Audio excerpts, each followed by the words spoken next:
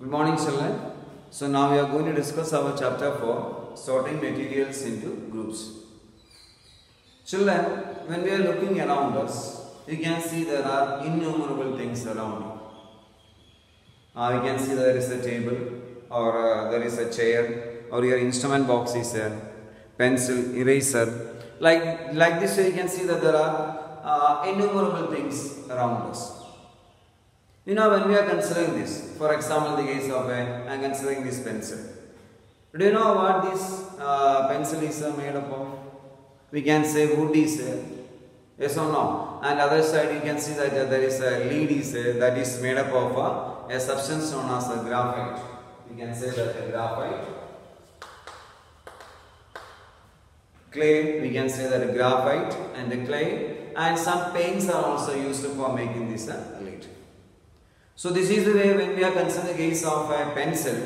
This pencil is made up of, we can see that wood is then graphite, clay and paint. Similarly, you can consider any other object. You can see that in the case of a knife which we are using in our kitchen. You can see that this is made up of steel and the handle is made up of plastic. Like this, if you are considering any object, we can see that these are made up of various types of things like wood, graphite, steel, plastic. So these types of substances commonly we call it as materials, we can say. So these types of substances are commonly known as materials. So we can say that materials are used for making various types of objects or things. So materials are used for making various types of substances like wood, graphite, steel, plastic. So these types of materials are used for making various types of things.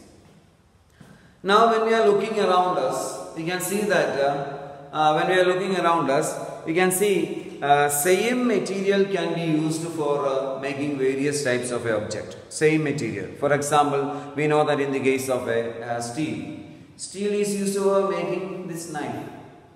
Yes or no? In the case of, you can see that this tumbler also, you can see that this is also made up of steel only. Similarly, in the case of a spoon, we can see that. So, same material can be used for making various types of things. So, here you can see that steel is used for making knife and steel is used for making this tumbler. Same way you can see that steel is used for making this spoon. So we can say same material can be used for making various types of things. Similarly, we can say that one more situation we can consider in this case. What is that? Same object can be made from various types of materials. Same object can be made from various types of materials. For example, in the case of this tumbler, you can see that. So this is made up of steel only. So you can consider this case of this tumbler. You can see that this is made up of glass only. So same object can be made from various types of materials. So one more thing you can see that this is the case of what is that?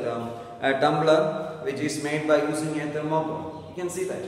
So same object can be made by, you can see that same object can be made by using various types of material. That means in this case this tumbler is made up of steel or glass we are using, or thermocol we are using, plastic also we are using. So this is the way same object can be made by using various types of materials. So when we are considering this situation, in all these cases, we can see that there are something is common in all these cases. What is that? First we can say they occupy. First property we can say they occupy space. They occupy space that is known as volume. So they have volume.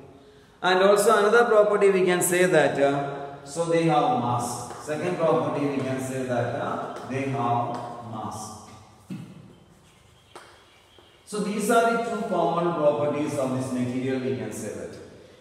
Okay, so all the materials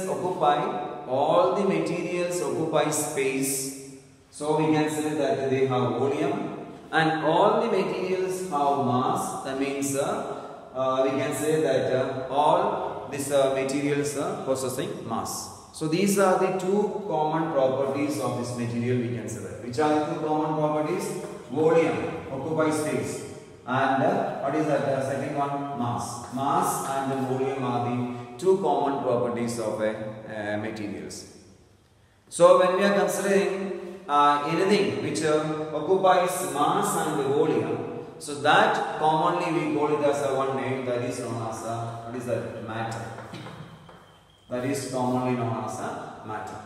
So we can say that what is that? Anything that occupies space and has mass, that is known as we call it as what is that? Matter.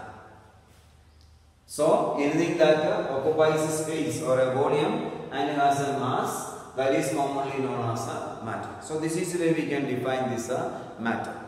Okay, so well, thank you.